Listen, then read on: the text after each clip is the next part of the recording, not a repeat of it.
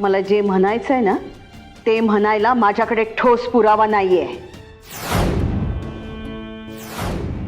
तो जर मिळाला ना तर आज तू या घरात नसतीस.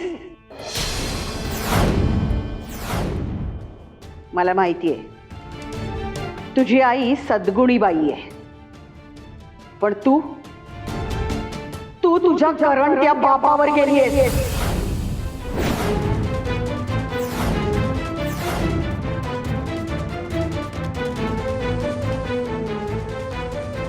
ऐसे जरा शांत व्हा.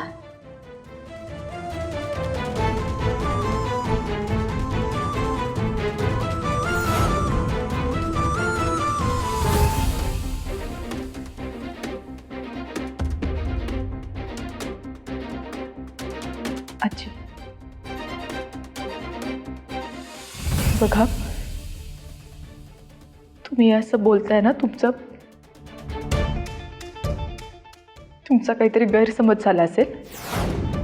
कदाचित काल माझ्या बाबतीत जे झालं ना तसं काहीतरी होत असेल, कारण माझ्या वडिलांना न ओळखता त्यांच्याबद्दल बोलण्याचा तुम्हाला अधिकार नाहीये.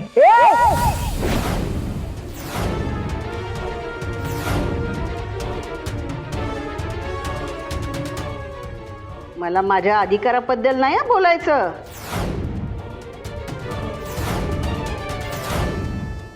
तू जेव्हा लगोरी खेळत होतीस ना तेव्हा मी हे घर सोडून आश्रमात गेले होते, पण अजूनही या घराची मालकीण आहे मी, रुक्मिणीबाई मक्तेदार. पण आज जे तू केलंय ना ते लई महागात पडेल तुला.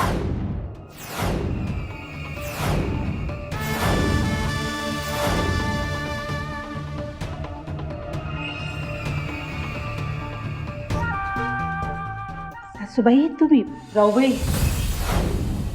सगळ्यामध्ये मध्ये मध्ये बोललंच पाहिजे का तुम्हाला? काय चाललंय तुमचं? अहो बघा की,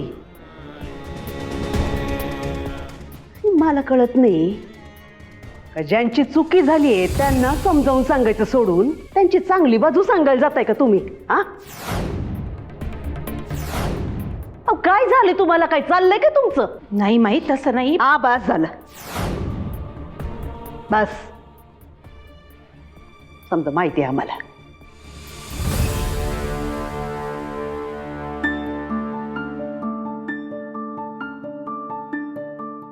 आई साहेब, शांत व्हा आई साहेब.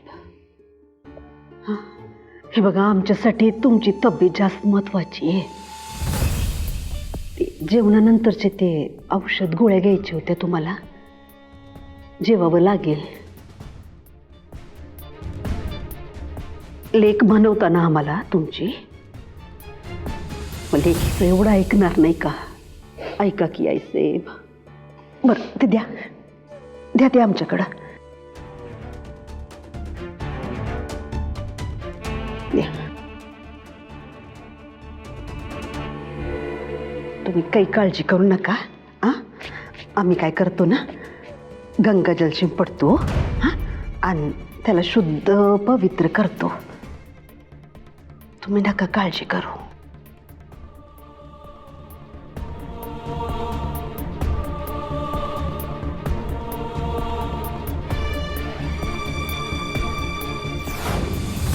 इथंच उभं राहणार का आता? जेवणाची व्यवस्था बघाल का नाही?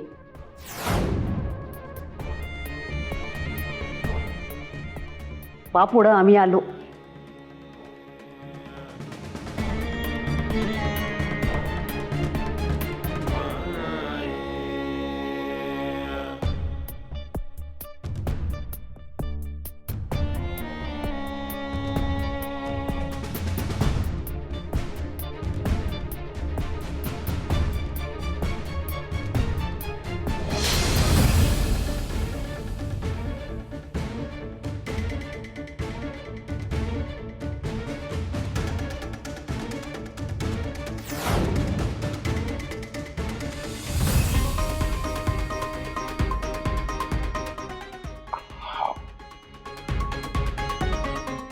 कुठं होता तुम्ही एवढा वेळ? तुम्हालाच बोलवायला येतो तुम्ही खरं तर.